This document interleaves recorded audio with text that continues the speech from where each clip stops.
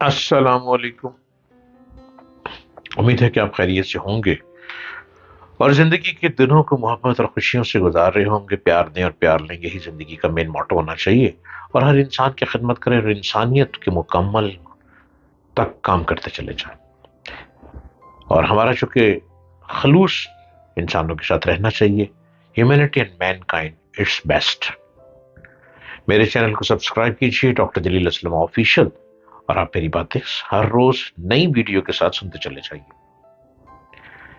روح اور روحانیت ایک ایسی گتھی ہے جسے آج تک کوئی نہیں سلجھا سکا۔ روح صرف اللہ کی طرف سے آتی ہے اور واپس اسی کی طرف چلی جاتی ہے۔ کوئی انسان اگر اپنی زندگی میں کسی روحانی کیفیت سے گزرتا ہے تو اس کا بھید صرف اس روح کے خالق کے علم میں ہوتا ہے اور کوئی نہیں جان سکتا۔ مجھے لندن میں چند ایسے جو لوگ مسلمان ہوئے ہیں ان سے ملنے اور ان کے بارے میں معلومات حاصل کرنے کا موقع ملا۔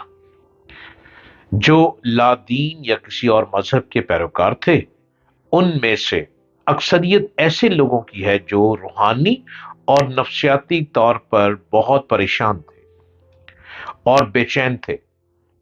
انہوں نے کسی کے کہنے پر یا اپنے طور پر قرآن پاک کو ایک کتاب کے طور پر پڑھنا شروع کیا تو رفتہ رفتہ ان کی بے چینی اور ڈپریشن میں کمی آنا شروع ہو گئی۔ قرآن پاک کو اپنی زبان میں مکمل طور پر پڑھنے اور سمجھنے کے بعد انہیں یوں لگا کہ اللہ کی یہ کتاب واقعی راہ ہدایت ہے، یہ روشنی ہے جس کی تلاش میں وہ مارے مارے پھر رہے تھے۔ اس کتاب حکمت کو پڑھنے اور سمجھنے کے بعد نہ تو انہیں کسی خانقاہ یا درگاہ سے منسلک ہونے یا اپنی حاجات کے لیے کسی پیر فقیر سے رابطے کی ضرورت محسوس ہوئی، اور نہ ہی کسی عالم فاضل یا کسی خاص مسلک اور عقیدے کے مولانا یا علامہ سے کوئی سرٹیفکیٹ یا سند لینے کی حاجت رہی۔ قرآن پاک کی تفہیم نے ان کی زندگی کو آسان کر کے روحانی اور نفسیاتی بے چینیوں کا مداوع کر دیا۔ اگر ہم پیدائشی مسلمانوں کا ان جو ابھی مسلمان ہوئے ہیں سے موازنہ کریں، جنہوں نے قرآن پاک کو اور سمجھ کر ہوش و حواس سے اسلام قبول کیا ہے، تو ہمیں دونوں طرح کے مسلمانوں کے رویوں، طرز فکر، طرز زندگی اور ترجیحات میں واضح فرق نظر آئے گا۔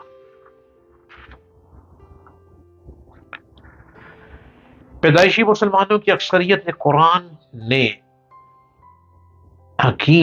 حکیم کو صرف عربی میں پڑھنے کے لیے برکت اور ثواب کی کتاب سمجھ رکھا ہے، جبکہ جو ابھی خود نئے نئے لوگ مسلمان ہوئے اسے کتاب ہدایت سمجھ کر اسے اپنی زبان میں پڑھتے اور اس پر عمل کرتے ہیں۔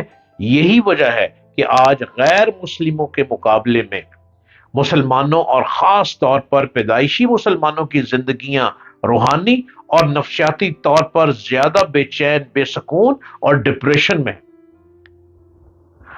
اللہ ہم پیدائشی مسلمانوں کو توفیق دے کہ ہم قرآن حکیم کو کتاب ہدایت سمجھ کر اپنی زبان میں پڑھیں اور اس پر عمل کریں۔ انسان موجودہ دنیا کو صرف استعمال کر سکتا ہے، وہ اس کو بدلنے یا اس کو مٹانے پر قادر نہیں۔ اسی سے یہ بات معلوم ہوتی ہے کہ موجودہ دنیا میں انسان کی حیثیت کیا ہے۔ انسان اس دنیا میں مالک کی حیثیت سے نہیں ہے بلکہ صرف تابع حیثیت سے ہے۔ اسی صورتحال کو مذہب کی اصطلاح میں امتحان کہا جاتا ہے۔ انسان اس دنیا میں صرف اس لیے آتا ہے تاکہ وہ محدود مدت میں یہاں رہ کر اپنے امتحان کا پرچہ پورا کرے، اس کے بعد وہ یہاں سے چلا جائے۔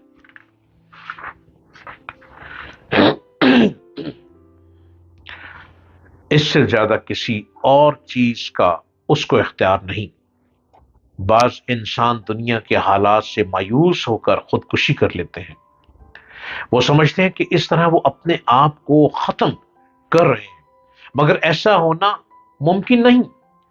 جس طرح دنیا کی اس توانائی کو مٹایا نہیں جا سکتا جو مادے کے روپ میں ظاہر ہوئی ہے، اسی طرح یہاں اس توانائی کو مٹانا بھی ممکن نہیں جو انسان کی صورت میں موجود ہوتی ہے۔ انسان کے اختیار میں خودکشی ہے، مگر انسان کے اختیار میں دوبارہ زندہ ہونا نہیں۔ یہ صورتحال علامتی طور پر بتاتی ہے کہ انسان کا معاملہ اس دنیا میں کیا ہے۔ انسان کو یہ اختیار حاصل ہے کہ وہ حقیقت واقع کا انکار کر دے، مگر حقیقت واقع کو بدلنا اس کے لیے ممکن نہیں۔ انسان کو یہ اختیار حاصل ہے کہ وہ سرکشی کرے، مگر سرکشی کے انجام سے اپنے آپ کو بچانا اس کے لیے ممکن نہیں۔ انسان کو اختیار ہے کہ وہ اخلاقی پابندی کو قبول نہ کرے، مگر اخلاق کی مطلوبیت کو کائنات سے مٹا دینا اس کے لیے ممکن نہیں۔ انسان کے یہ اختیار میں ہے کہ وہ جو چاہے کرے، مگر اس کو یہ اختیار نہیں کہ اپنے چاہنے ہی کو وہ اس معیاری اصول کی حیثیت دے جس کے مطابق بالآخر تمام انسانوں کا فیصلہ کیا جانے والا ہے۔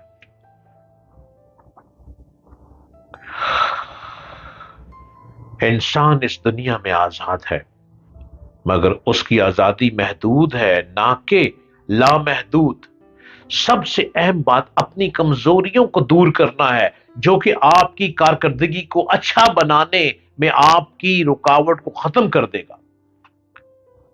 آپ خود کو بہتر کرنے کی جستجو کریں، کیونکہ آپ کے پاس شعور ہے، آپ کے پاس علم ہے، آپ کے پاس عقل ہے، آپ میدان چت کر سکتے ہیں۔ مگر حقیقت یہ ہے کہ کوئی بڑا فکری کام وہی شخص کر پاتا ہے جو اپنے سارے جسم کا خون اپنے دماغ میں سمیٹتے۔ بہت سے لوگوں کا حال یہ ہوتا ہے کہ وہ اپنی قوت کو تقسیم کیے ہوئے ہوتے ہیں، وہ اپنے آپ کو ایک مرکز پر یکسو نہیں کرتے، اسی لیے وہ ادھوری زندگی گزار کر اس دنیا سے چلے جاتے ہیں۔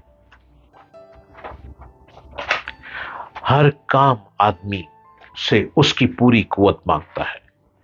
وہی شخص بڑی کامیابی حاصل کرتا ہے جو اپنی پوری قوت کو ایک کام میں لگا دے۔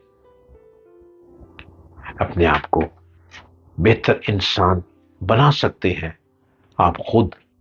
ذرا ہمت کیجئے، ہماری باتوں کو غور سے سنیے، حوصلہ ہم آپ کو دیتے ہیں۔